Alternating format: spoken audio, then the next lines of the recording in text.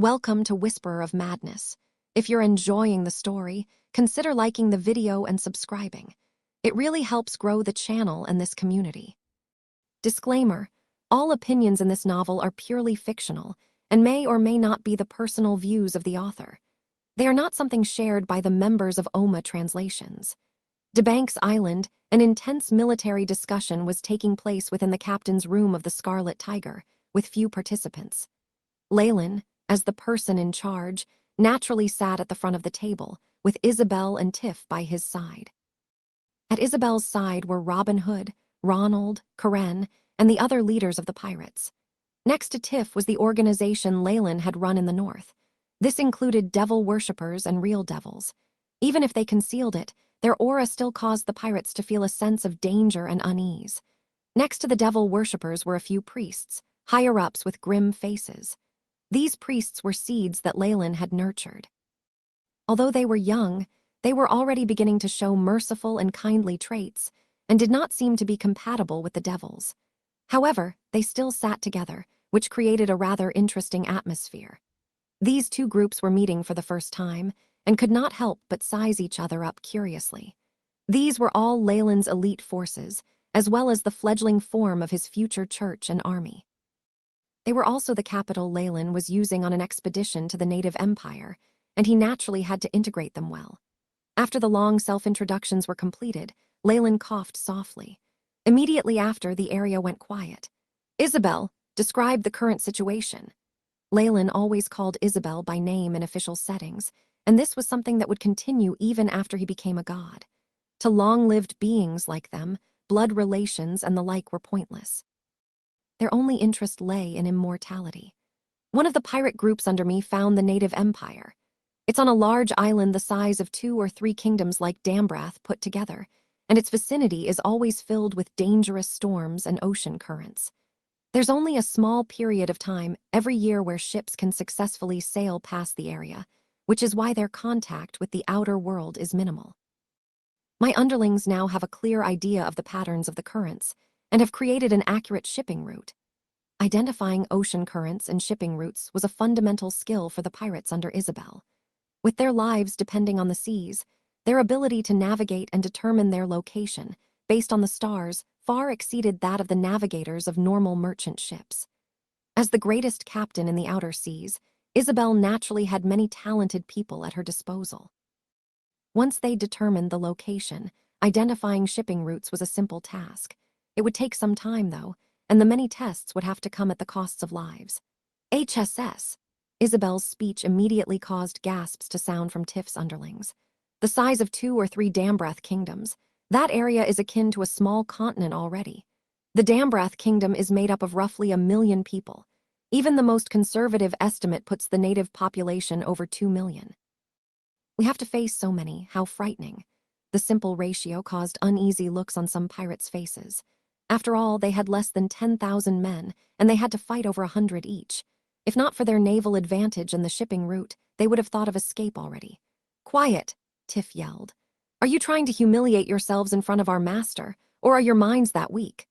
The strict questions combined with his legendary might immediately caused everyone to quiet down. Leyland nonchalantly waved his arms. "Although there are many natives, it doesn't mean much. You'll know how things are once we get on shore." Even in Leyland's previous world, the colonialists in the Age of Discovery had conquered the Americas using mere hundreds or even tens of people. With thousands of criminals, pirates, and many others, they had taken over the whole continent. In the end, they had become the heroes of heroes, like Cortés, who used just 1,000 people to take over the 15 million Aztecs in just 5 years. This native empire wasn't much different from the Aztec empire of his old world, a backward civilization full of savagery and ignorance. With their advancements in civilization and technology, conquering some oversized land with a backwards people was no different from slaughtering a fat pig. And most importantly, with a god like Leyland on their side, what chance of failure was there? As a divine being, Leyland had an invisible aura that was greatly infectious. Seeing his confidence, the fears of the rest were allayed. Leyland nodded at the result of the situation, allowing Isabel to continue the introduction of the native empire. "Based on our usual practices, I call this newly discovered island DeBanks Island. You know of a native empire at the very center called Sakarts, translating to the sun that never sets. It takes up most of the flat land on the island, with a population of about 1.5 million. There are a few warring tribes around the Sakarts Empire, most subservient to it. Altogether, they add up to about 500,000 or 600,000 as well. Isabel evidently valued intelligence, being able to gather such definite information about the Sakarts Empire. It was pretty good. Although they were prepared for it, some of the people still gasped when they heard they would be declaring war on about 2 million people. Looking at her subordinates' actions, Isabel exclaimed coldly in a condescending tone, "Hee hee. That's nothing, you brainless things. They aren't 2 million enemies, instead 2 million healthy slaves. There's also countless treasures to be plundered and fertile land to be won." It was then that the rest of the pirates reacted, remembering the frail natives. They took these people as slaves, so they obviously knew that just the sight of their blades could scare them into subservience. They would not resist no matter how they were flogged, and sometimes a single supervisor could manage hundreds of them at a time. Now, disregarding their numbers, the pirates finally reacted with a feeling of vast superiority. Exactly. Those natives are so frail. What's there to be afraid of? Besides, we don't have to declare war on all of them at once. We can work from the surrounding tribes and subdue a few groups to work for us and let them kill themselves. Ronald spoke in a low voice. If we conquer such a large land, or even just 10% of it, all of you will be able to obtain unimaginable amounts of wealth and even become nobles who have land. Pirates always lived with their lives on the line. Hearing something so tempting, their breaths began to grow ragged as their eyes turned bloodshot. That's right. With our marquisdom, my family has the authority to confer titles. When the time comes, I definitely won't be stingy. Leyland's promise immediately caused the pirates to cheer. The temptation of becoming nobles would convince these lowly pirates to work torturously. The people at Tiff's side began to grow a little restless. After all, the members of the clergy needed to eat and drink and lead safe and comfortable lives. "It is an order from our lord. We are to take over the native empire and spread his faith there," Tiff grimly announced. "For our master." The rest began to pray devoutly. Learning about each other, everyone left the room in succession. Only Tiff and Isabel were left behind. "It doesn't matter if there are 10 times more natives than us, but has Master ever thought about the possibility of them being protected by gods?" Tiff asked solemnly. This was also what Leyland had been trying his best to avoid. "I also wanted to warn you about this. In the few native tribes of the outer seas, there are faith totems. Some were even comparable to legendaries or demigods." Isabel spoke seriously. From their point of view, no matter how useless the natives could be, they could still have 1 or 2 true gods. That would be terrible. After all, Leyland was merely a divine being. The cruelty of divine battles could be experienced from many historical poems and poetic sagas. "You don't have to worry about this. The DeBanks Island does have a few native religions and divine beings, but at most, there's only a demigod and not a true one. On top of that, the gods of the continent have no interest in the faith of the natives," Leyland guaranteed. When it came to gods, he obviously was the one with the biggest say. Upon hearing this, Isabel and Tiff relaxed. Although there was a large gap between him and true gods, there wasn't as much of a difference between a divine being and a demigod. They still had the courage to risk their lives for this. As for how Leyland knew about this, Isabel and Tiff sensibly did not ask more questions. Gods always had their own secrets. Leyland, too, had no intention to share his plans. After they left, he went to the bottom of the hold of the ship and saw a group of native slaves cowering in fear. In preparations for this expedition, these natives would be the translators and communicators. This would reduce the natives' hatred of this colonial invasion. "Contamination, AI chip, show me the schematic from the Soul research." Leyland seemed to have no reaction to the natives' fear. A wave of the hand had a wizened old man approach him, and he pressed his palm into the old man's head with a glint in his eyes. Time passed, and the man's expression warped quickly. There was happiness and suffering, but mostly confusion. The rest of the natives backed off as they watched this god bestow gifts upon him. In their point of view, the leader of the slaves and the supervisor were both amazing people. As for Leyland, who headed thousands of pirates and had several hundred large ships in his possession, he far surpassed their tribal chiefs or priest elders. Perhaps the only thing that could compare to him were their totems. Beep, Soul schematic analysis completed. Beginning comparison. The AI chip projected a colored image in front of Leyland, comparing the native's soul to that of a regular person. A few darker regions were specifically marked out. Putting the now useless lab rat down, Leyland returned to his bedroom alone. Large amounts of data flashed across his eyes, and he began to turn serious. As expected, there's something wrong with the natives' souls. A long time ago, Leyland had discovered an extremely interesting phenomenon. None of the native tribes in the outer seas believed in any true gods. This was something unthinkable. The gods were so thirsty for faith that they wouldn't even leave strange creatures and mud beasts alone. Why would they abandon these intelligent natives? Even if their souls weren't even a tenth as strong as that of a commoner from the mainland, the gods still understood that little things would add up. However, of all the tribes that Leyland had attacked, the natives all believed in natural spirits and totems, and there was no appearance of the gods from the mainland at all. The only explanation for this would be that there was some flaw in their power of faith, which left the gods with no choice but to give up on them and treat them as trash. They allowed the natives to do as they wished, and even if they knew of the large native empire, they didn't bother with it. With large amounts of research and comparisons, as well as with his own abilities as a divine being, Leyland had finally touched upon the secret. This spirit. The problem isn't exactly internal. It's actually contaminated. Leyland was now solemn. On top of that, this mutation is familiar, with the mark of arcane and Magus spells. It reaches the depths of their genes and has been passed on generation after generation. In essence, the power of faith was just soul energy that was dispersed when worshippers reached an emotional peak during their prayers or ceremonies, full of fervor.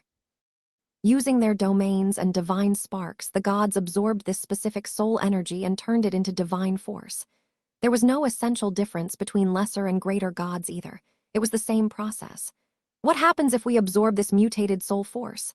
AI chip, simulate the absorption of the natives' power of faith, Leyland commanded, stroking his chin with his interest peaked. Beep, mission established. Beginning simulations, preparing model. Large amounts of data flashed by Leyland's eyes, giving form to a scenario. The statue of Malor from before had been enshrined around a native altar, the rest of the natives worshipping it. Visible only to divine beings, power of faith rippled as it gathered at the stone statue. There was no change to the statue at the beginning, and his divine force increased in strength. However, a decade later the statue began to grow indistinct. A dark red luster lingered around it, and Malor turned more violent and asked for regular blood sacrifices. A century later, Malor's divine kingdom exploded amidst his despairing roars. A gigantic ape body fell into the prime material plane, bound securely around the native priests. 5 centuries had passed, and Malor was now a beast with no mind of his own. He had turned into a golden flag, with the figure of an ape on it. I used Malor as the model because I'm more familiar with his divine force, but I never thought this would happen. Once the simulation had passed, Leyland fearfully recalled the scene just then. There's definitely something wrong with the natives' power of faith. It's greatly contaminated, and can even cause a true god to weaken, eventually even fall to the prime material plane. Combined with the sacrifices, they become bound to the planet, their mind slowly erased until all that's left is pure instinct. Such a miserable thing was no different from suicide. It was no wonder why the gods had forsaken these inhabitants. They lost their holy kingdom, and were banished into this area with their consciousness eroding over time. It's worse than confinement. The power of their faith is contaminated, but it's a hereditary thing that they simply can't change. Leyland pondered over the issue. Since that's the case, I don't have to worry about other gods meddling if I enact my plans on this kingdom. However, I'll have to bear the burden all on my own. Although the worship of these inhabitants was lacking, and the spirits they bound weren't as powerful as gods, a demigod who assimilated with those spirits could become comparable to gods. The totemic demigods would be that strong. Of course, once they left their area, the power of these demigods would fall drastically. No matter what, there is a chance here. A huge one. Leyland's eyes flashed as countless possible scenarios unfolded in his mind. All that was left was to bring them to reality. However, the incompleteness and contamination of these spirits still makes me uneasy, if I don't understand them completely.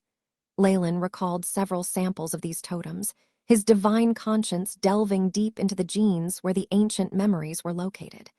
There was a fire on the battlefield, floating cities crashing into the ground like meteorites.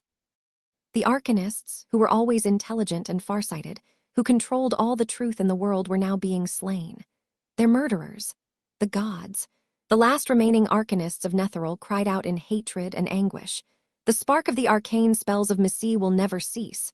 We will never yield.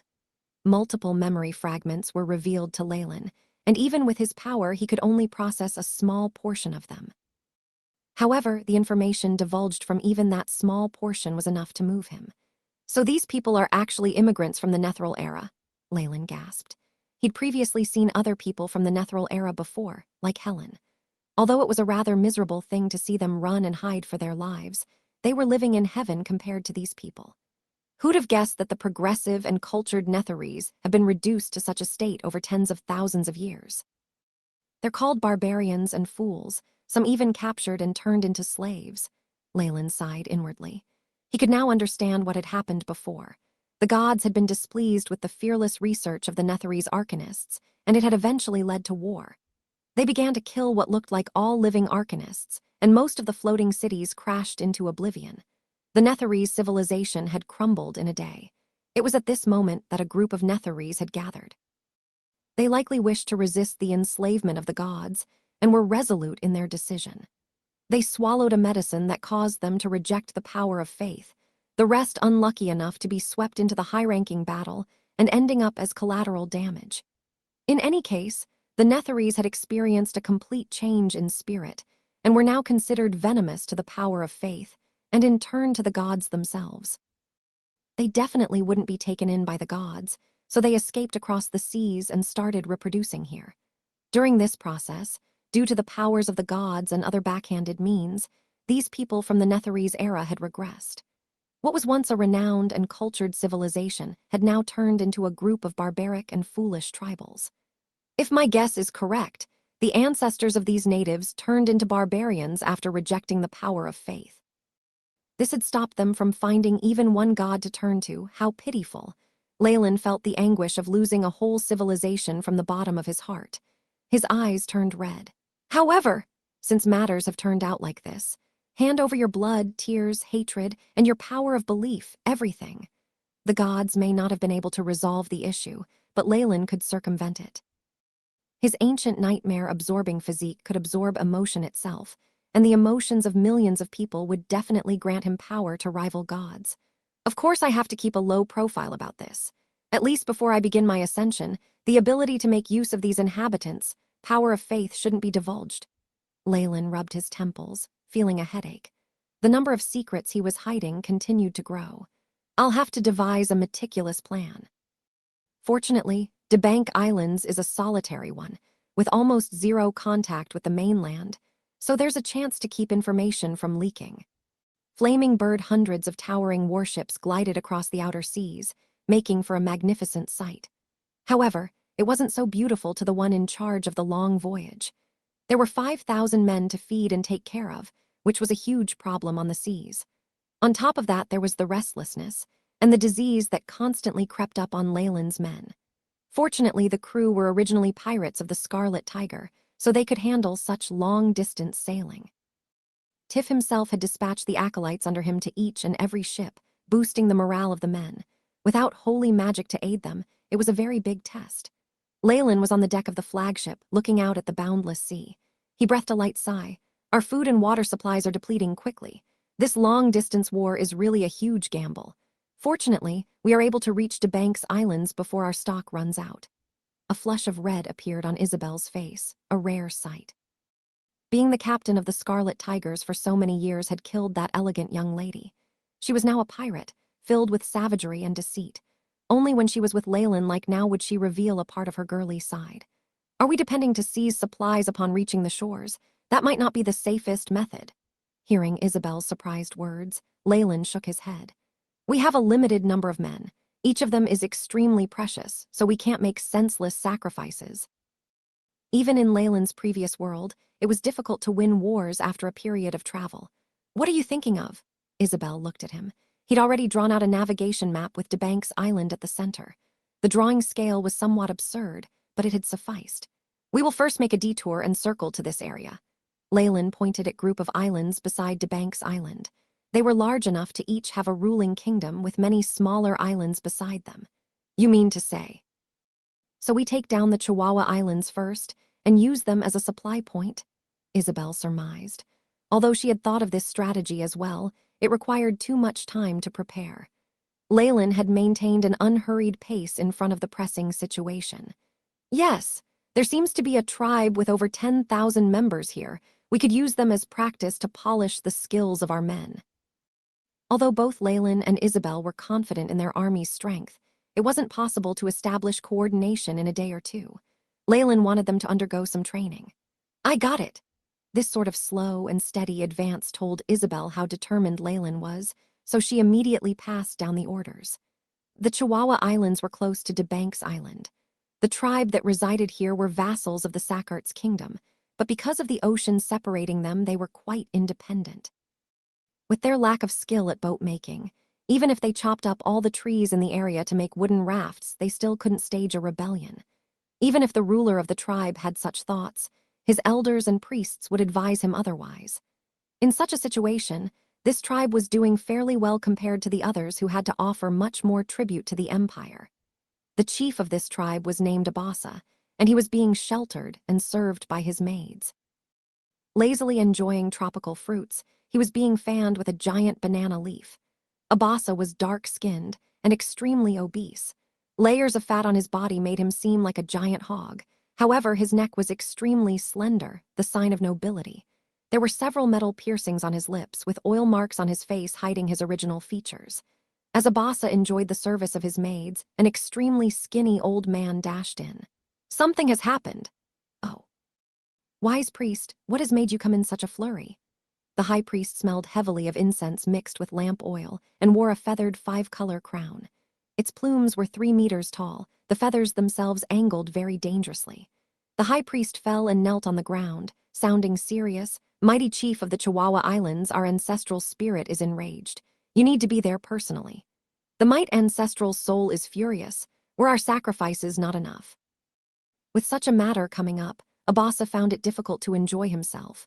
He pushed the maids away, eyes surrounded by puffy skin staring at the high priest. No, I think this is more like a warning. There was a patch of blood on the high priest's forehead, and he was evidently shocked by what had happened. Bring me there. Abasa waved his arms, and a few natives who were like monkeys raised the chair he was sitting on and began to walk.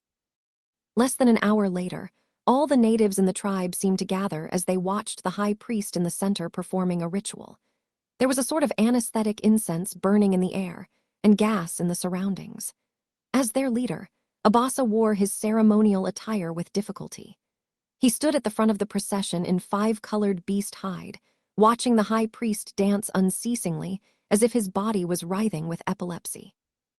At the heart of the procession, traces of reddish gold appeared on a crude animal skin flag. Mighty ancestral spirit, what hint do you wish to give us?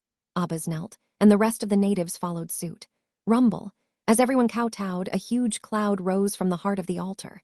The phantom of a creature flashed past, releasing a few roars that were difficult to understand. The ancestral spirit is warning us. At this moment, the high priest jumped as if he had obtained some divine enlightenment. Unprecedented enemies will appear from the west. They ride steel fortresses across the sea and bring massacre and death. They are, the high priest foamed at the mouth.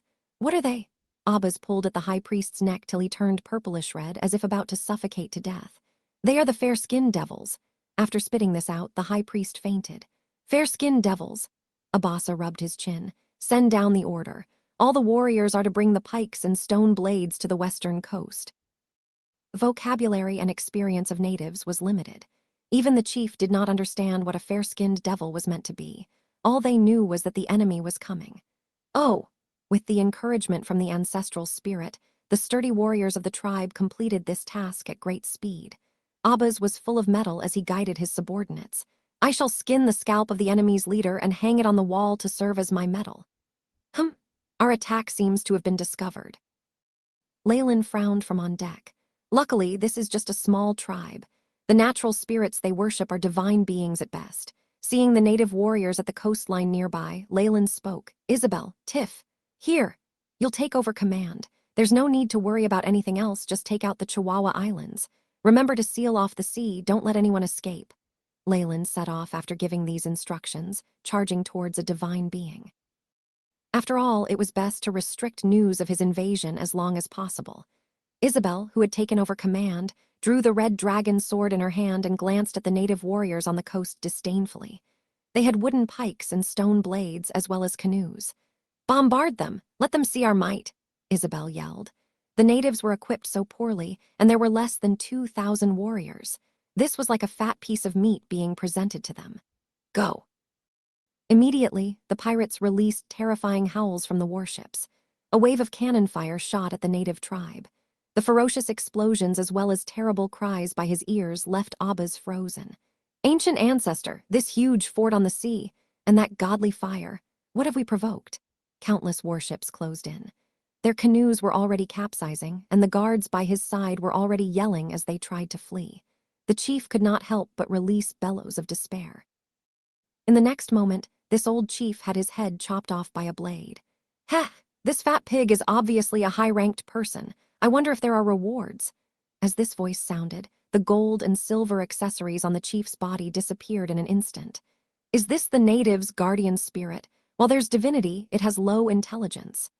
Leyland took a look at a divine being that looked like a flaming bird, eyes flashing with light from the AI chip. Your followers are being massacred, and the power of your domain is diminishing. Submit to me, and I can let you live. Leyland used his divine will to send a wave of information, but what he got in return was a howl of rage. Chew, chew. A bundle of golden flames enveloped Leyland, causing the air around him to distort and rise. Massacre domain, HMPH, what a pig-headed idiot. You haven't even ignited your godfire yet and have the gall to go against me. Leyland snorted, and the flames immediately went out. After obtaining divinity, he no longer saw anything in regular divine beings. This divine creature in front of him was merely seeking death. At this thought, Leyland looked through the results of the AI chip scan. Totem spirit, flaming bird, divine being.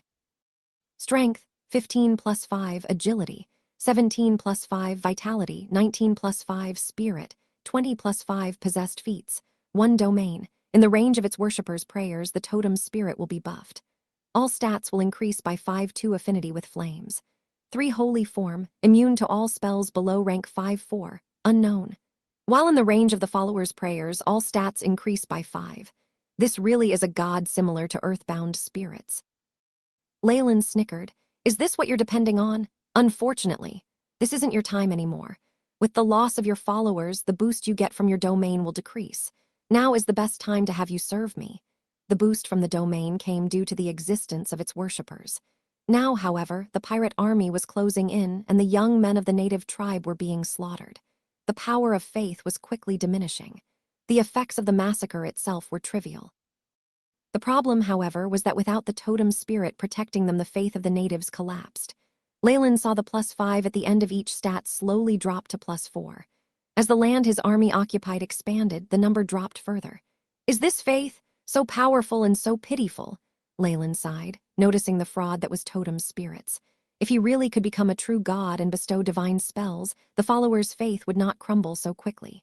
Chew, chew. Leyland actually planned to subdue this flaming bird totem. It would be his primary guide on DeBank's Island. Unfortunately, the bird had no plans to make use of Leyland's kind intentions. It ended the conversation with a ball of fire. Golden flames struck Leyland's vicinity, the boiling hot fire absorbing all the oxygen in the surroundings. Something similar to a vacuum was formed. Its ability is like magic, but it can't make use of the divinity and power of faith in its body well. It's like the instinct of beasts, Leyland sighed, and the red dragon staff appeared in his hands. Since he'd used soul burn a few times already, the red dragon's soul within the staff had already diminished, and it looked rather dispirited. Dragon domain, cone of fire. In the face of a mere legendary divine creature, however, Leyland did not even need to burn the dragon's soul. A powerful draconic aura rippled out with a wave of his staff. Roar. A phantom red dragon appeared above Leyland, spewing out a cone of fire at the flaming bird. It immediately caused the giant bird to snarl without end. Rumble. Two streams of fire strived for victory in the air, turning the horizon red. "How can such brutish strength contend against me?" Leyland yelled, the cone of fire piercing through the flaming bird's golden fire and enveloping it. "Chew! Chew!" Enraged howls sounded from within the flames, but there was something peculiar about the situation. All of a sudden, the red dragon's flames exploded into what looked like a red lotus. At the heart of it, the flaming bird did not seem to be injured at all. Instead, it seemed even larger. It chirped in its excitement, swallowing the red dragon's flames with large gulps, its golden flames turning crimson. Chew! Chew! The flaming bird that had assimilated with the red dragon's flames grew larger in size, eyes looking human and filled with pride as it flew towards the red dragon phantom in the air. "It can absorb flames. The AI chip should have found out. Is this a unique divine ability?" Leyland's eyes flashed with wit. "Are you trying to swallow a legendary dragon soul? In that case, I'll give it to you." Soul burn. The dragon's soul at the tip of the staff completely withered, its body enveloped by translucent flames. With that act, the phantom in the air grew more corporeal, each scale more vivid and each claw glinting with a sharper light. All of a sudden, the red dragon's eyes showed intelligence. It roared as it crashed into the flaming bird. High-pitched dragon howls and bird cries surprised both the natives and pirates on the ground. All of them gazed upwards, watching the battle between the red dragon and flaming bird. Some natives were able to recognize their totem and immediately toss their weapons aside, beginning to pray right away. "What are you standing there in a daze for? Go!" A similar draconic aura burst forth from Isabel, and she withdrew the red dragon sword from a native soldier of unknown role as she berated the pirates loudly. Having two legendaries in charge, and being better than their opponents in strength, equipment, and warriors, they completely crushed the opponents. The pirate army had now pushed through to the outer regions of the tribe, and the enemies they faced had turned into a mob. The old were appearing now, as were the youths, females, and the frail natives. Those who do not surrender are to be killed with no exceptions. With her long life as a pirate, Isabel lacked the pity that normal women displayed. The pirates and devil worshippers were originally evil themselves, so they carried out her orders ruthlessly, perhaps being even more cruel than necessary. "All I can do is give him all my faith and take care of the mortal battles." Isabel's eyes showed her understanding of her position as she charged to the depths of the tribal area. Draconic flames followed her around, making her look like the most beautiful war goddess. Chew! Chew! Meanwhile, the battle in the sky between the legendary beasts had reached its conclusion. Although the red dragon was a legendary beast that was burning its soul, it had died long ago and its power was diminished. Its opponent was equal in power, but also had divinity on hand. After several rounds, it had torn large chunks of soul force out of the red dragon's body and swallowed its flames, causing its golden fire to turn red. Ka-cha! Ka-cha! At the end, as the bird gnawed at the head of the red dragon figure, the crystal with the dragon's soul at the tip of Leyland's staff shattered. Tusk! After so many uses, the red dragon's soul force is completely consumed. Seeing the dragon's soul vanishing in front of him, Leyland did not look the least bit surprised. The flaming bird, on the other hand, released an elated chirp and gulped down the red dragon figure while absorbing the flames it possessed. "Then again, it's time about I changed the core." Leyland floated up to the flaming bird. After absorbing the dragon soul, its body had become more enormous. A draconic aura emanated from it as it met Leyland's gaze without fear. There was even desire in its eyes. "Oh, trying to eat me too." Leyland could not help but begin to chuckle after understanding what the bird wanted. It really is a beast. It can only do everything by instinct and doesn't even care if it can digest me. "Go crazy." Leyland snapped his fingers, and the flaming bird immediately began to writhe, layers of flames rising as half of the red dragon's head appeared from its body. While being able to assimilate the flames is an advantage for you, you might want to be careful since eating too much could mean you might be assimilated instead. A sinister smile rose by Leyland's lips. "You've been fattened up well. As you are now, you truly are prey worthy of slaughter." "Return." Leyland tossed the red dragon staff in his hands, and it began to soar into the air till it reached the head of the flaming bird. Its sharp end quickly pierced down into the head. Chew! Chew! The large flaming bird could have easily dodged the attack, but it seemed to have gone stupid as it stayed where it was, golden and red flames twining around and eating at it. Swish! The red dragon staff was like a sharp arrow that disappeared through the head of the bird, causing flames and golden blood to spurt everywhere. The bird cried one last time as a huge explosion sounded. The sound began from its stomach, transforming into a storm that swept the bird within. Leyland stood at the side, watching the large body being torn and devoured by the storm. If all earthbound spirits on DeBank's Island have this level of strength, I have nothing to worry about. However, with the support of the native empire, those earthbound spirits are probably as strong as demigods. Leyland sighed inside. The pirate armies had now killed their way into the inner parts of the native tribes. They began their ruthless massacre of the old, weak, and ill, as well as all sorts of atrocious activities. Is this what conquering is? Increasing my strength through continuous massacre? Leyland's eyes showed his bewilderment for a moment before the AI chip sounded. Beep, host has killed a divine creature. Additional information about the massacre domain has been found. Model established, beginning analysis. Beep, host has grasped the massacre domain. Massacre domain. This domain allows one to obtain strength by constant slaughter. In such an environment, host stats are increased by 1%, current effect. There is a chance to obtain an opponent's soul energy, and the boost from the domain extends to the deployer's worshippers. Disclaimer: all opinions in this novel are purely fictional and may or may not be the personal views of the author. They are not something shared by the members of OMA Translations. Conquer, massacre domain, truly powerful. Leyland muttered to himself, you can strip the enemy of their life and soul energy during massacres and quickly recover yourself. Gods also have specific bonuses, and it might increase in power if I kill more powerful existences. The AI chip's prompts continued. Beep. Host has killed a divine being. Massacre domain has been boosted, absorbing the opponent's divinity. In that instant, Leyland had sensed that he'd absorbed the trace of divinity from the flaming bird, something formed by over a century of worship from the natives. A golden light spread across his body, and with the massacre domain in effect, its power was transformed into a part of his own. The prophets this time alone have allowed my massacre divinity to grow greatly. It's worth at least 2 to 3 years of worship. Leyland looked excited. This trip to the outer seas definitely is worth it.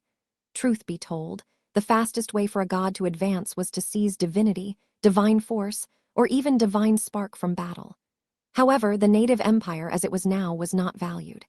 The power of faith in these earthbound spirits as well as their divine force had huge flaws, which was why the gods did not set their sights on them. However, Leyland did not fear contamination from the Magi.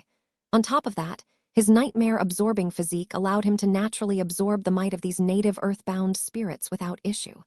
After absorbing the divine force, I'll be able to make use of this large bird's divinity and soul to a great degree. Leyland tapped the crystal on top of the red dragon staff. Chew, chew. Dazzling light figured as the red dragon imprisoned within disappeared. In its place was a terrifying large bird, burning with golden red flames. Using a divine being's soul to substitute a legendary dragon soul, that's a pretty good deal. Leyland observed the soul of the flaming bird. It was now firmly chained within the crystal, and it cried out in refusal. Although I've taken the soul already, I still need to forge it into something usable. Until I do that, the red dragon staff needs to be sealed. Leyland estimated that once he reforged it, the new red dragon staff, although the name would have to be changed, would be more powerful than a legendary item. As Leyland was killing the flaming bird, the flag above the tribe's altar tore. Ferocious flames devoured the totem. The gathered natives cried out in alarm, and their high priest's face warped and twitched before he fell into a dead faint while frothing at the mouth. The other priests and acolytes reacted in the same way. The followers of gods possessed some totemic power, which was what allowed them to communicate with the god and do all sorts of otherwise unimaginable things. However, now that their totem spirit was dead, they would meet a similar fate. The extraction of power that had fused with the body was like the removal of organs from a human. It was no surprise for a few of them to just die. Had they been worshippers of a true god, things would have been even more serious. While it could be worse, this situation left the natives horrified and panicked. Ah, the ancestral spirit. It's dead. The evil god of the enemies, the fair-skinned devils, killed our ancestral spirit. Boo-hoo, our chief, high priest, and ancestral spirit have died. The situation instantly caused the old, young, and ill to fall apart. They'd originally persisted with the belief that their ancestral spirit would protect them from the attack. The death of that guardian was a huge blow to them. The fighting continued, and the spirit of the natives was swayed immediately. All who resist us will be killed, whether they are elderly or children. The pirates and many devil worshippers that Leyland had subdued walked towards the tribe's altar. My followers! At this moment, all the pirates who followed the winged serpent god Kukulkan heard a low and solemn voice in their ears. I give you my blessing. You shall obtain power through slaughter. The fresh blood of your enemies shall give you courage, and the moans of terrified souls will restore your vitality. The words sounded like a divine order as a terrifying phantom Targaryen appeared in the sky. It's our lord! The winged serpent god has shown himself. Unlike the regular worshippers, the acolytes Tiff had nurtured had a more profound reaction to this. Massacre domain, boost. Leyland's figure reached the skies above the battlefield. He willed a dark red light to move from his domain, having it appear by his followers. It's the power of our god. The winged serpent god is protecting us. Robin Hood chopped off the head of a native with a wave of his hand. In this process, he could feel that the stamina he had lost was somehow restored. He took a look around and saw the pirates who should have lost their stamina seem full of life. What kind of terrifying might will this ability grant us in battle? The effects of this domain were incomparable in battle. The little resistance that the natives had still posed crumbled completely, and the tribe descended into a bunch of cries and howls. With Leyland showing up as a god and displaying his protection of his worshippers, the conviction of the natives completely died out. Many began to surrender, and dense black flames enveloped the skies above the native tribe. Evening arrived, and the reflection of the setting sun on the sea was as red as blood. Leyland had moved into the chief's palace, listening to his subordinates' reports. This place was made up of multiple smaller tribes, with a little more than 10,000 people. This palace was just a slightly larger house with beautiful beast fur on the walls. It was still pretty good compared to the houses of the normal natives, though. This operation was a complete victory. We killed about 1,000 native warriors and have taken over 10,000 prisoners. Mere tens of our men were lost. As Isabel spoke beside him, Robin Hood and Ronald began to flush with excitement. Also, the sea routes were blocked so not one of the natives' canoes escaped. News of this will definitely not spread, Tiff added. With him and the other elites in charge of stopping the natives, breaking out had been an impossible task. Good! Next is to organize the slaves and search the island. Many natives had still fled in the chaos of war, especially with their lacking manpower. Leyland didn't mind, though. This was an isolated island after all. Now that he had control of the sea routes, where could they go? The most important thing to do now is to subdue the natives of the tribe and spread my faith. I can establish a secondary army made up of natives after that. The stories of colonialism from his past life gave Leyland many examples to follow. The elite pirates were his core group, and they couldn't easily be dispatched lest they suffer huge losses. Each operation with them had to be a huge success and give the elites the image that they were all-powerful. His next task was to manage these natives, dividing them up to form a secondary army and his guard. It would be necessary to assist the native nobles, provoking the tribes to attack each other and causing strife. It would be even better if he was helped by disease. Due to differences in their worlds, the battles between gods were extremely important. If Leyland could eliminate the totems that the natives had faith in, everything would be much easier. DeBank's Island was just a fat pig waiting to be slaughtered. But that was all in the future. Leyland focused his attention on organizing the natives of the Chihuahua Islands for now. Night fell, and chilly winds brought coldness into the tribe. Numerous tied-up natives were grouped together, hoping to get some warmth from each other's trembling bodies. In contrast, a huge bonfire was burning in the center of the plaza, the altar from before long since destroyed and replaced by a brand new idol. On top of the gigantic obsidian base was a sinister-looking serpent, huge and with fleshy wings. It had sharp claws and a single horn, and its scales seemed to gleam. Large demonic wings spread wide apart, and vertical eyes revealed a ruthless bloodthirst. This was the statue Leyland had chosen for himself. He still feared the other gods, so he couldn't show himself. The next best thing was the image of a Targaryen. The natives were being sent to the statue batch by batch, ordered to swear allegiance to it.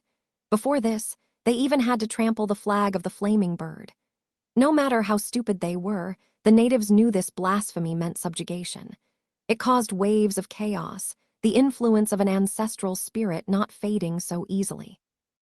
However, regardless of the disturbance, the hot-bloodedness of the natives died down in the face of the pirates' blades.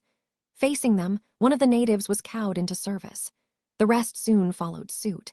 Leyland could sense the faith of the numerous natives and the fear that accompanied it. He looked around and sighed. Is the reverence for gods by all life forms the source of faith? The essence of divine force is astuteness and dignity. Disclaimer: all opinions in this novel are purely fictional and may or may not be the personal views of the author. They are not something shared by the members of OMA translations. Saintess under threat of imminent death, the natives succumbed to the devilish snake that had slain their ancestral spirit, giving it their faith. Although with some unknown contamination, massive and unbridled power of faith surged into Leyland's body through the weave. Reverence turns into faith. Reaping this new power, Leyland now understood the path of the gods better. A contract between gods and mortals was just the base of divinity. Another important requirement was reverence. If reverence was lost, it was only a matter of time before the power of faith moved to someone else. And murder and death were the most efficient ways to command this reverence. It's just that these natives' faith is incomplete. Detecting a huge amount of contamination that would erode his own divine powers and eventually destroy him, Leyland smirked. But how can my quintessence be so easily tainted? Buzz. Dark red runes crawled over Leyland's body. The nightmare eye opened between his brows, beginning to absorb the contamination and refine it into pure dream force. Dream force is definitely the most accommodating of different powers. Leyland nodded his head in satisfaction. With his abilities as a warlock in addition to the nightmare absorption physique, he could absorb the faith of these natives easily. However, I need some time to properly digest this much. Leyland could feel the intertwined emotions of his worshippers through the weave and the instability of their faith. Still, this was only the beginning, and he'd gotten it through murder. Leyland was satisfied with the result. What matters is the other tribes. I need to change my strategy next time. Leyland recalled the knowledge from his previous world. Blood and tears proved time and time again that war would always occur. No matter how much one drove for peace, someone would always strike at their enemy's lowest point. The only way to conquer them was a display of force, constantly killing off their forces until they finally assimilated. There were many unorthodox ways to go about it as well, but they were easily countered. The theory was simple. It was just a dog-eat-dog world. Had Leyland been a simple leader, he would have decided to kill off all the tribes. After all, he already had a disadvantage in numbers. No matter how much they were assimilated, even smaller groups caused problems to large communities, let alone in this situation where the numbers were reversed. The glory of the bald eagle of the United States of America had come on the back of blood, sweat, and tears. However, from a god's standpoint, Leyland had to adopt a different approach. Gods transcended humanity. Having stepped into such a realm, their vision was no longer limited to that of humans. With everlasting life, the conflict between tribes was trivial. To put it bluntly, even if he had to use all of the incomplete power of faith that came from these natives to match the power of gods, Leyland would be willing to do it. He thus absolved himself of all conflicts between tribes, only focusing on the power of faith. The more a person worshipped him and provided power of faith, the more glory they would get. Even a native would be able to become a cleric or even a bishop, as long as they were devout and prayed piously, of course. Leyland recalled a famous proverb from his previous life: "Everything between heaven and earth is but a stray dog." Although there were many interpretations of it, Leyland himself knew that everyone was treated equally by the divine, with no bias. That was the approach the gods of this world had adopted, at least. However, the truest lack of bias could only be attributed to the various world wills.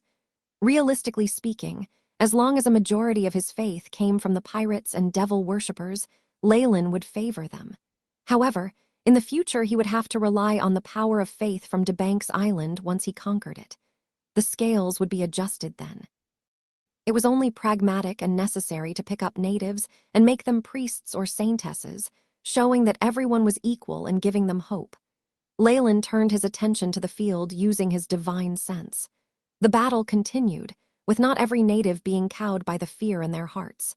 When a change of faith was forced, heroes were wont to step up time and time again.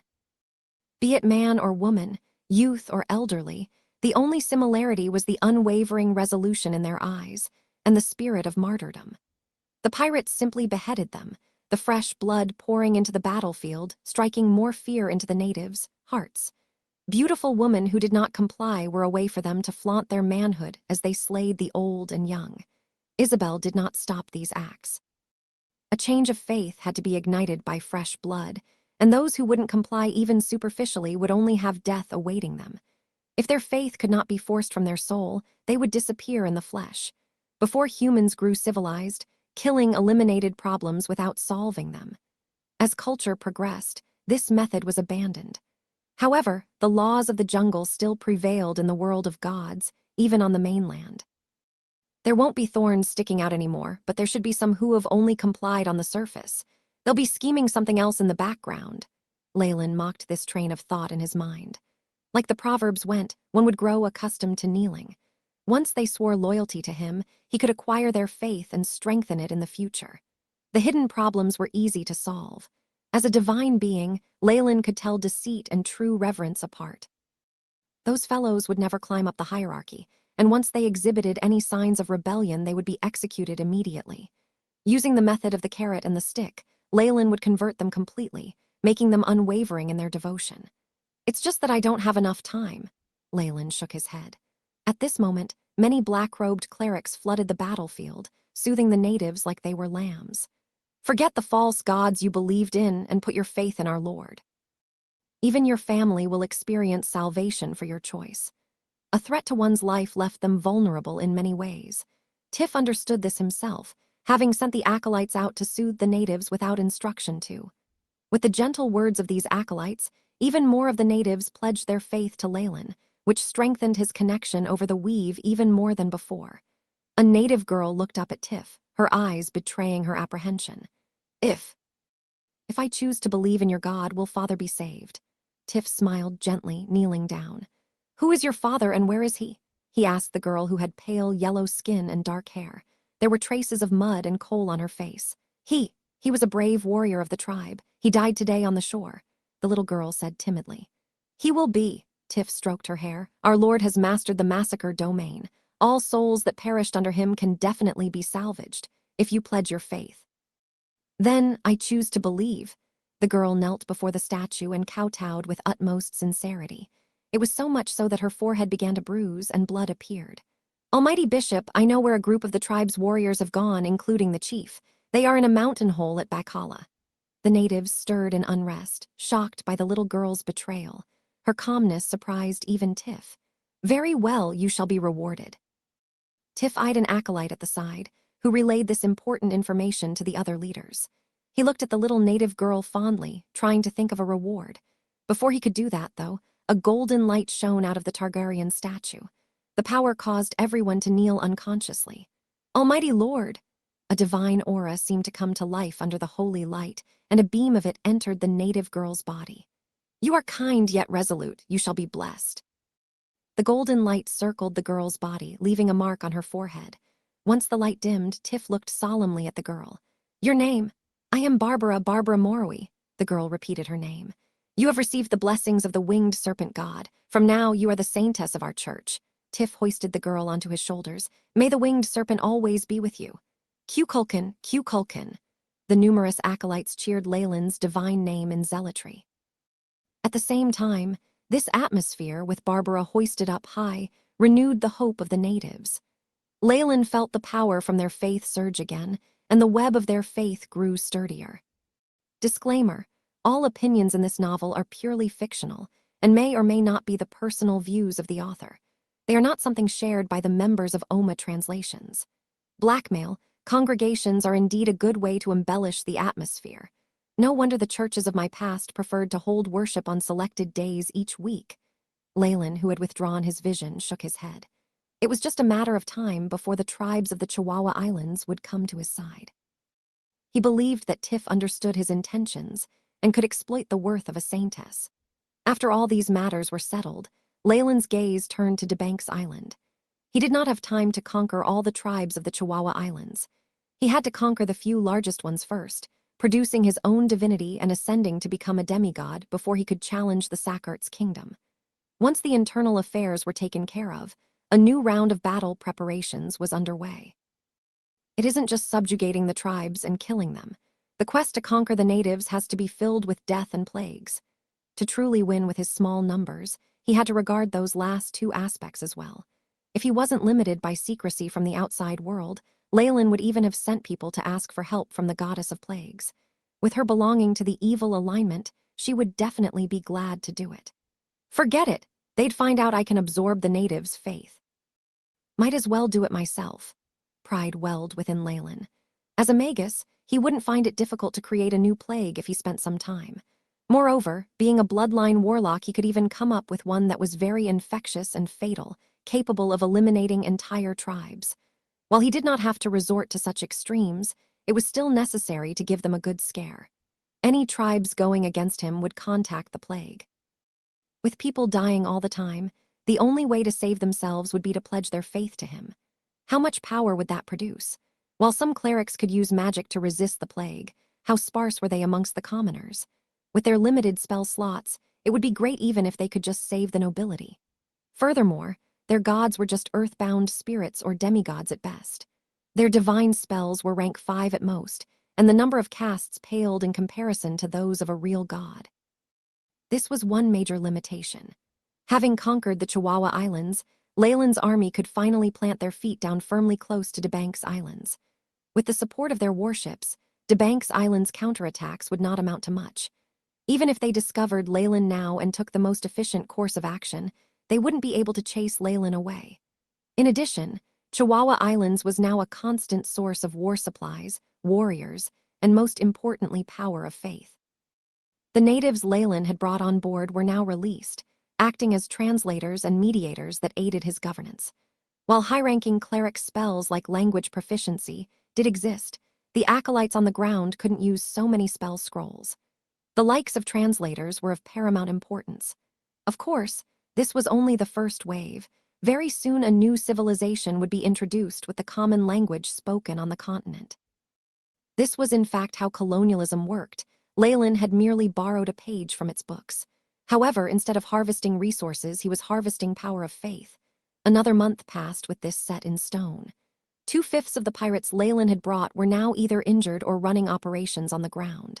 He brought the remaining 3,000 on deck and headed for DeBank's Island and the true native empire. This was 3,000 against 1,000,000. It sounded extremely absurd, but after past events the crew had placed their utmost trust in Leyland. This fervent worship was the necessity for zealotry. Leyland believed that once he took these pirates through the unimaginable war, the survivors would definitely turn into fanatics. Getting close to DeBank's Island, Leyland passed down the orders for all ships to stop sailing.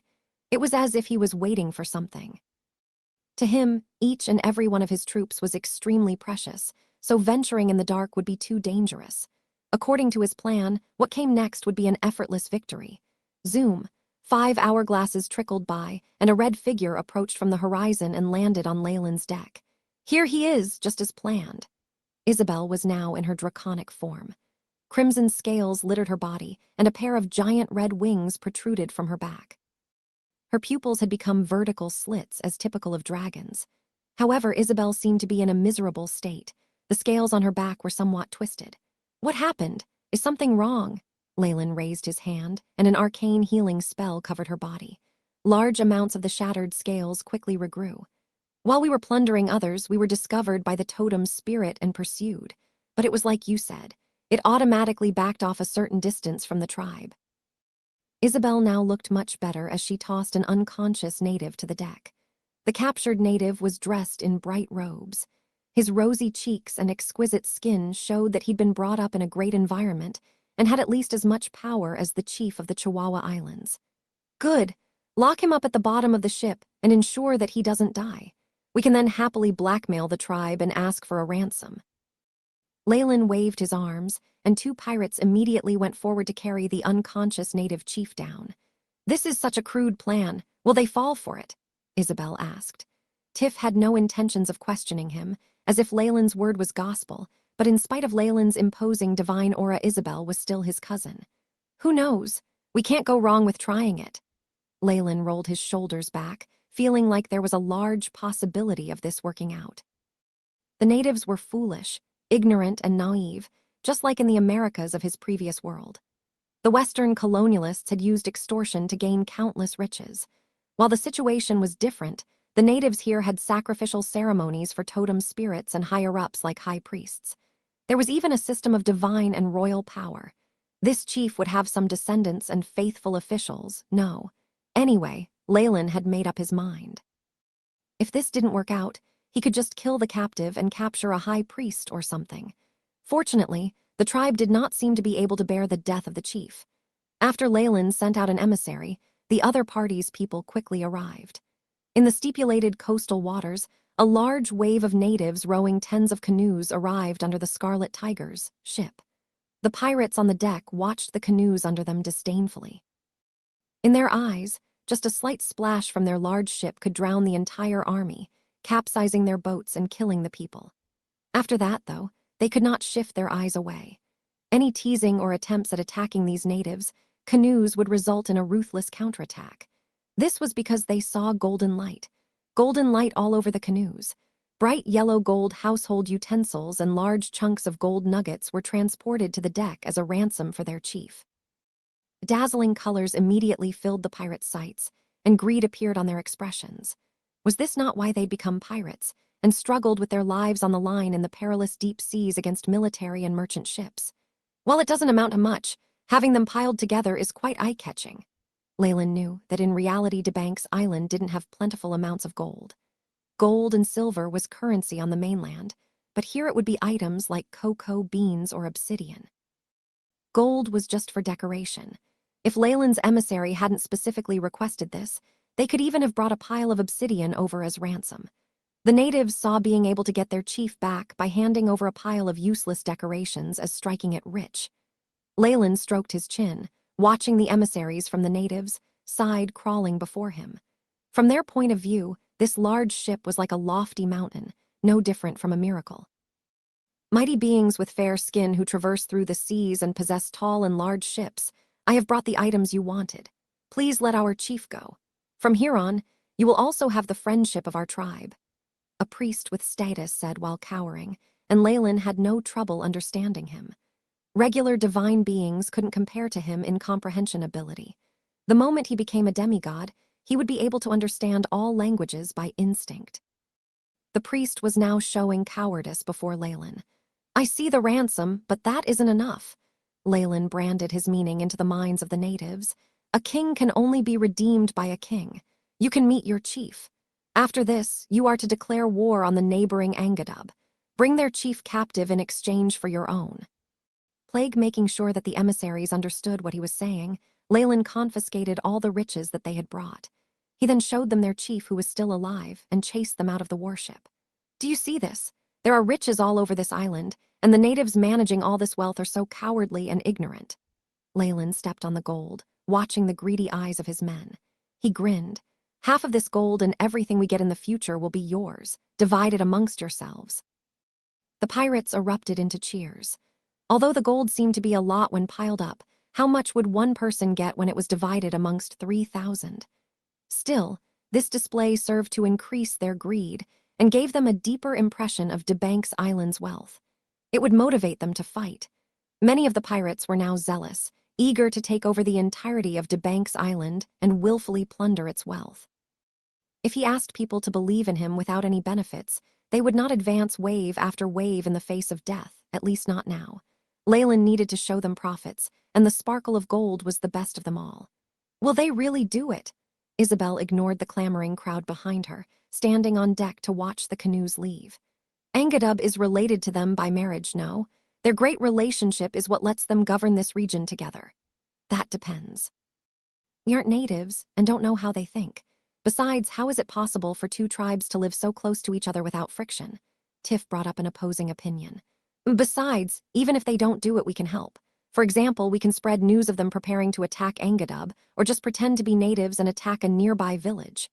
Leyland's eyes glinted with intelligence. Once seeds of doubt are planted, they're not so easily removed. There will definitely be a war. Isabel now understood Leyland's plan and had to admit its feasibility. Once both tribes are tired out, we can wipe them out with minimal cost, bridging our way into DeBank's Island. Still, she frowned soon. She continued asking, what happens if the Sackert's empire finds out? This is a large operation after all. Considering our current strength, we'll be chased away once they step in. DeBank's Island was the size of several kingdoms, with the Sackert's empire at its heart. A few tribes surrounded it. Although Leyland enacted his schemes in an isolated area, this was still a single island. There was no ocean to blockade it off, so news would spread quickly. Don't worry, they'll be too busy to bother with us soon.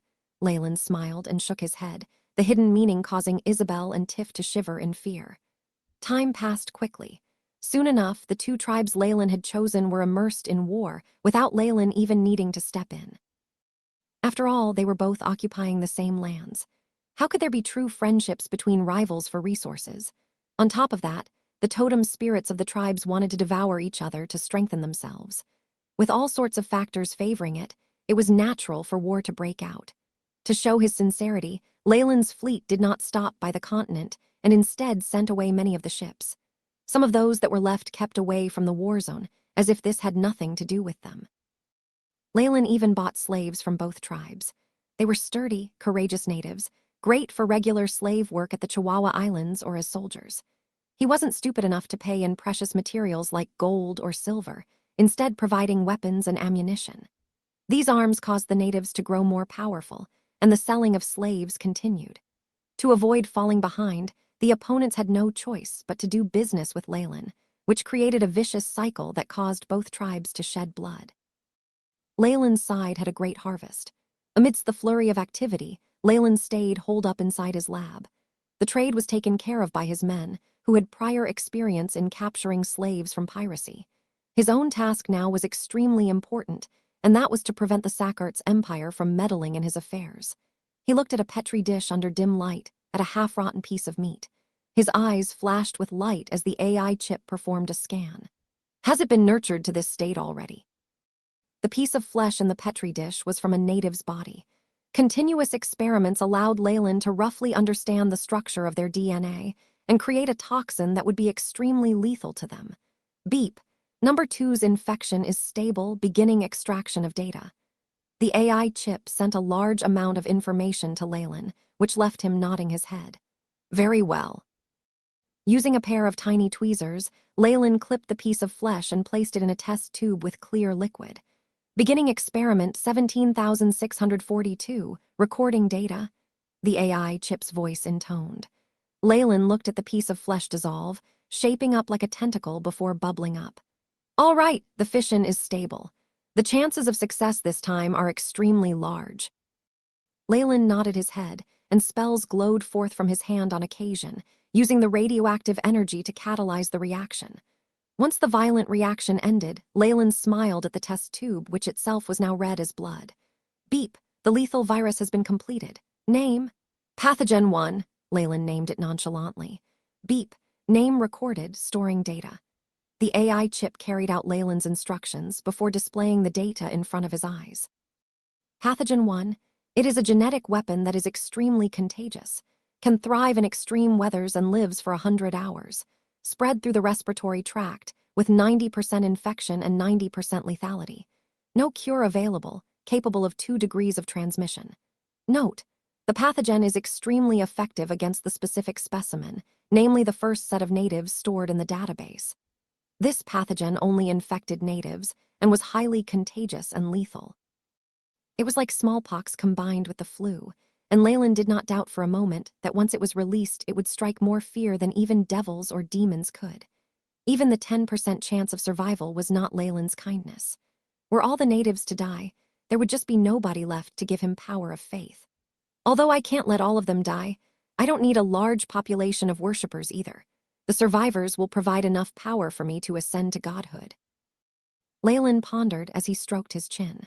Had the same pathogen been unleashed on the natives of his previous world, the people would have been wiped out completely. However, the rules of this world were different. Taking into consideration the existence of gods and extraordinary abilities, the 10% chance Leyland had given would leave a small number of survivors. Once I release the plague, I need to make special medicine and vaccines. Although nobody was immune to this plague, Leyland had still left a backdoor open for external immunization. Having died wave after wave, how would they see the cleansing of the disease by Q-Culkin? The vaccines could grant them the ability to survive, and they would be none the wiser about it. It would already be a blessing for those totems and demigods to protect the nobles. There simply weren't enough spells to go around saving the commoners. Leyland was quite sure that this situation would be a great harvest of the power of faith. The death of their worshippers will cause the power of the totem spirits to drop. Even demigods won't be able to do a thing about it, much less the earthbound spirits. The huge drop in strength will be checkmate. Brilliance flashed in Leyland's eyes. With a simple wave of his hands, he could now determine the life and death of several million natives. The word evil could not begin to describe his current actions. If he were to filter this power of faith, he could turn into a god of plagues or biological lives, immediately usurping the throne of the goddess of plagues. But he wasn't interested in that at all. Although I shouldn't absorb faith in the domains of plague and disease, there is one domain I cannot miss: death. Leyland's plans were always multi-layered. On one hand, the plague and vaccine would allow him to conquer the entirety of DeBank's Island quickly without expending much energy. On the other hand, the sheer amount of death would allow him to comprehend the death domain. Massacre and death were two powerful domains that suited Leyland's needs, and he coveted the latter now. With the millions of lives lost, the power of death would definitely reach a frightening level. At that point, it wouldn't be impossible to comprehend the death domain. Compared to this, the other trivial matters could be neglected. Leyland believed peace only followed chaos. After a period of suffering, the people of DeBank's Island would choose his rule, welcoming the revolution he would bring about. Dissemination, in Leyland's opinion, the famed big shots, whether in his past life or the current one, all had something in common. Once they determined their target, they would advance with fortitude, possessing absolute faith in their path. Since they'd long since marked their path, they feared nothing and would be unscrupulous. In his pursuit of eternity and freedom, Leyland cared not for the lives of the natives. All I pursue in this life is eternity. Even if I collapse halfway through and face the backlash from my actions, I'll have no regrets. A tough glint flashed in Leyland's eyes, proof of his staunch resolution. With such motivation, killing humans, burning cities, and wiping out hundreds of people was a mere sacrifice on his higher path. The battle between the tribes grew increasingly intense. It had been a long time since anyone came to care for the chief that Leyland had captive. The two sides were blinded by battle, their primary goal to take out their opponent. People who started battles did not normally know how to end them. During the war, they would slowly forget their initial goals, leading to tragedy. The Sakart's empire seemed to have found out about the situation, dispatching a 10,000-strong army to interfere alongside a large group of clerics. It was likely that mediating wasn't their only goal. Precautionary measures or wiping outsiders like Leyland out would be high on their list. Sadly, the Empire's interference ended quickly, having accomplished nothing much. There was no battle, but the Grim Reaper had descended on them. En route to the warring tribes, a plague broke out without warning amongst their ranks. It was infectious, and the rate of death was terrifying. In a few days' time, it had spread across the whole army. With how crowded their army was, and the lack of hygiene amongst the natives, it was difficult to survive the disease without divine healing. The members of the clergy were hard-pressed and overworked, only able to save some of the officers and elites. They had no choice but to watch the ordinary soldiers fester and die. With their limited number of divine spells, what they'd been able to do was already amazing. In an era of cold weapons, a casualty rate of over 30% was terrifying. This time, the plague had brought an additional psychological pressure with it. Under the threat of death, the army soon forgot its goal. Some even tried to desert. With more than half the soldiers dead, the army could do little about the runaways. The officers shouted themselves hoarse trying to bring the defectors back and behead them. Truth be told, even a few officers themselves had fled in fear of the plague. Soon enough, the army completely broke down. The soldiers spread everywhere, bringing the bacteria in their bodies to even further places and spreading the plague more. The natives died in batches, leaving fields overgrown with weeds. The fowl had wandered off. The plague had reduced the entirety of DeBank's island to tears. It worried the upper class of the empire out of their minds. Still, there was nothing they could do to stop the spread of the plague. As for the intruders, they weren't a priority. Taking care of the external interferences, Leyland began completely annihilating the two tribes that had fought each other. Many of them had been infected by the plague in the chaos of war. 60% of them had died out, including almost all of the healthy young men. Small as the two tribes were, their totem spirits were merely divine beings. They were greatly weakened by the loss of worshippers and weren't able to obstruct Leyland's attacks anymore. Absorbing their divine force, Leyland sensed the massacre divinity in his body greatly increasing in strength. He was getting ever closer to the threshold of being able to ignite his godfire. After he got rid of what the two tribes believed in, it was natural for Leyland to take them over. The remaining members were gathered to establish a whole new town, complete with a large new Targaryen statue. The natives abandoned their old faith. Being baptized by prayer and holy water in front of the statue, in actuality just potions and vaccines, they sensed their suffering and ailments vanish without a trace. It immediately triggered a zealous wave of faith. The infectious power of faith generated by providing those who were on the verge of death help was something even Leyland hadn't expected. Many who had been at their last breaths, their bodies decaying, became fervent worshippers of the winged serpent god after being saved. It allowed his strength to increase. Soon enough, the surrounding tribes got word of a god's abilities to heal the disease. Getting blessed, they brought their entire families over with their wealth, requesting to join the town. While the priests of the totem spirits could use divine spells to remove the sickness, they had a limited amount of divine force and spell slots. They could only save those of status, able to do nothing about the commoners who fled for their lives. Even if they couldn't get a single divine spell from the winged serpent god, it was already enough to wipe out faith in the rest. Knowing this well, Leyland dispatched his own priests everywhere, bringing holy water and the like to surrounding tribes and displaying his abilities and achievements. It had a very favorable response. In the face of death, the authorities could do little to stop them. Groups of natives came and prayed for blessings from Leyland, soon enough filling the town up. Leyland named the town that had been built upon the two tribes' Hope Stronghold, denoting new hope. It was the beginning of his conquest of DeBank's Island. Making use of his ability to heal the plague, Leyland had acquired the faith of the natives as well as an army. With the method of the carrot and stick, his organization began to expand rapidly. A year had passed, this winter especially chilly. Snow fell even on the southern seas, coating the islands in white. This applied to DeBank's Island as well. The gods seemed to be lamenting the loss of lives, showing their sorrow. The snow on the continent was extremely thick, the older generations unable to remember something so terrifying. Many of the natives that hadn't prepared for this froze to death.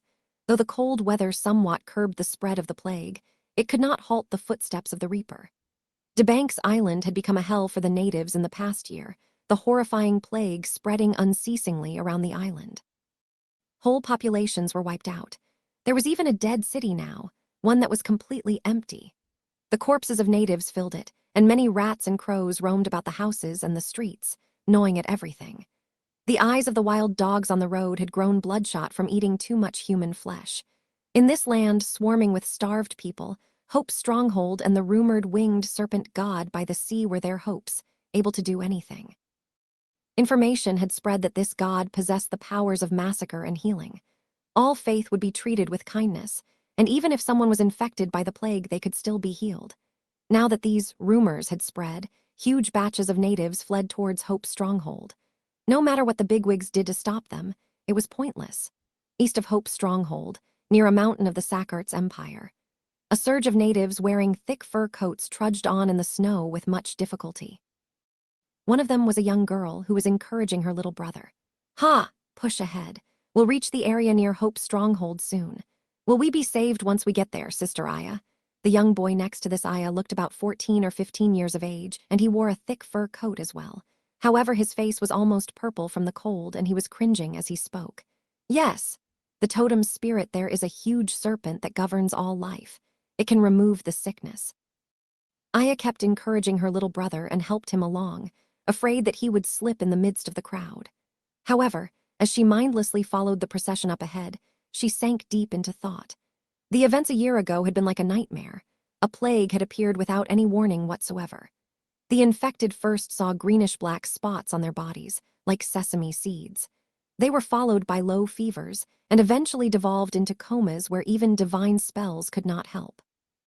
At the end, the flesh of the infected would rot and fall off bit by bit.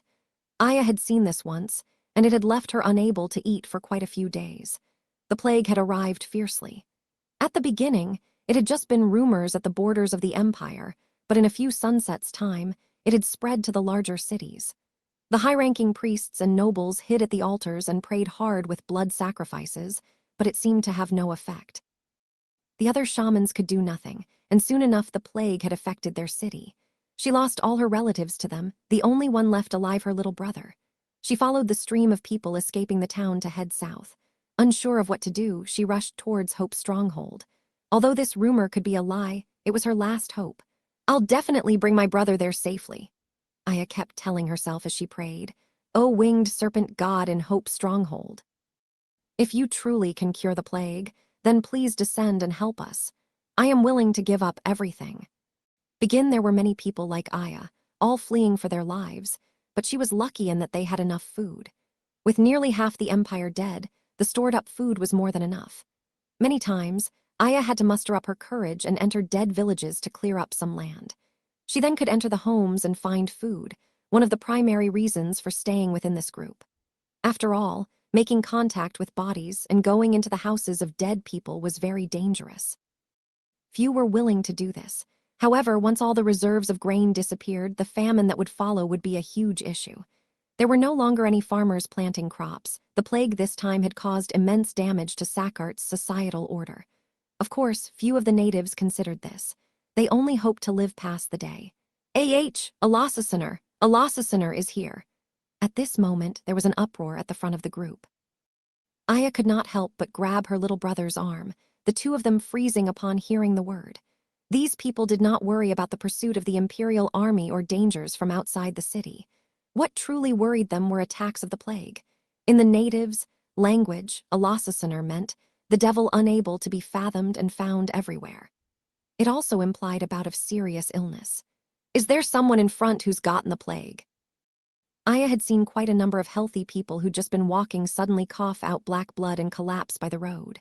It was the arrival of death. The siblings passed the watching crowd and only vaguely saw a little figure falling into the snow. People avoided the figure like it was booby-trapped. "It's a doddle. I was just playing with him a few days ago," Aya's brother exclaimed with shock, and then lowered his head. When sickness occurred, life seemed so very fragile. Aya could only hug her brother's head and console him tenderly. These people were already numb to death, and after moving away from the corpse, the large group began to move along more slowly. Aya recalled the figure that had fallen and sighed inside. "I hope we reach Hope's stronghold soon. It's too much of a waste to fall here. I definitely won't let that happen to my brother. Once we're past this mountain, we'll have reached the territory of Hope's stronghold." She tried to encourage herself. At this moment, another ruckus sounded from the back of the group. Voices began to spread, resulting in even more confusion. "Did someone collapse?" "No, it's..." Aya's pupils shrank. "The Imperial Army, those darned things. Turn around and run." A burly native stood out, brandishing a fish fork as other strong natives grasped their weapons. While the men were hard at work, the old and weak quickly dispersed and fled.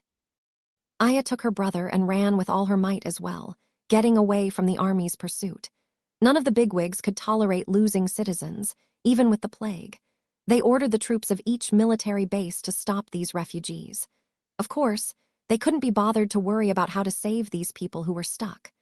Originally, even the troops of the native empire weren't willing to carry out such orders.